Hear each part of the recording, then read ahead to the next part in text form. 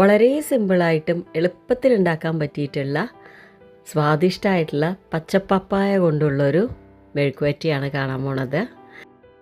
മിക്കവാറും എല്ലാവരുടെ വീടുകളിലും ഉണ്ടാവണതാണ് പപ്പായ. അപ്പോൾ ഇതെൻ്റെ വീട്ടിലും ഉണ്ടായ പപ്പായയാണ്. ഇതിൻ്റെ പകുതി പോർഷൻ എടുത്തിട്ടാണ് നമ്മളിന്ന് മെഴുക്കുവരട്ടി ഉണ്ടാക്കാൻ പോണത്.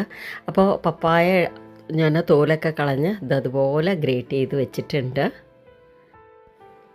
ഒരു പാൻ വെച്ച് അതിലേക്ക് 1 ടേബിൾ സ്പൂൺ വെളിച്ചെണ്ണ ഒഴിച്ച് കൊടുക്കുകയാണ്. എണ്ണ നന്നായി ചൂടായി വന്നു കഴിഞ്ഞാൽ കടുകിട്ട് കൊടുക്കുക. ഇനി ഒരു വലിയ സവാള നീളത്തിൽ മുറിച്ചതും 2-3 പച്ചമുളകും ഇട്ട് കൊടുക്കുകയാണ്. ഇത് നന്നായിട്ടൊന്ന് വഴറ്റിയെടുക്കണം.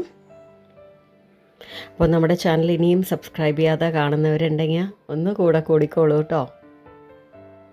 പിന്നെ ഇതിലേക്ക് 1/2 ടീസ്പൂൺ മഞ്ഞൾപ്പൊടി, 1 ടീസ്പൂൺ മുളക് പൊടിയൊക്കെ നിങ്ങളുടെ ഇഷ്ടത്തിനനുസരിച്ച് ചേർക്കാം കേട്ടോ. എരിവൊക്കെ ഓരോരുത്തരുടെ ഇഷ്ടം പോലെയല്ലേ ചേർക്കേണ്ടത്. ഒന്ന് മിക്സ് ചെയ്ത് കൊടുക്കുക. അതിനുശേഷം ഇതിലേക്ക് ഗ്രേറ്റ് ചെയ്ത് വെച്ച പപ്പായ ഇട്ട് കൊടുക്കാം. എല്ലാം കൂടെ ഒന്നും കൂടെ മിക്സ് ചെയ്ത് കൊടുക്കണം.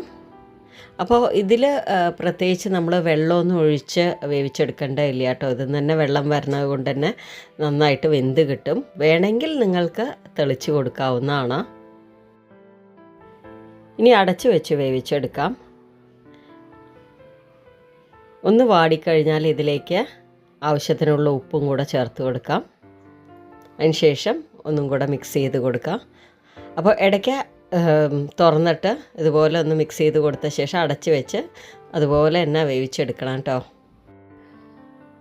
അപ്പോൾ നന്നായിട്ടൊന്ന് വെന്ത് കിട്ടിക്കഴിഞ്ഞാൽ ഇതിലേക്ക് 1/4 കപ്പ് തേങ്ങ കൂടെ ചേർത്ത് കൊടുക്കുക. അതിനുശേഷം നന്നായിട്ട് ഒന്നും കൂടെ മിക്സ് ചെയ്ത് കൊടുക്കുക. ഇത്രയേ ഉള്ളൂ കേട്ടോ. വളരെ എളുപ്പത്തിൽ നല്ല ടേസ്റ്റി ആയിട്ടുള്ള ഒരു മെഴുക്കുവരട്ടിയാണ്.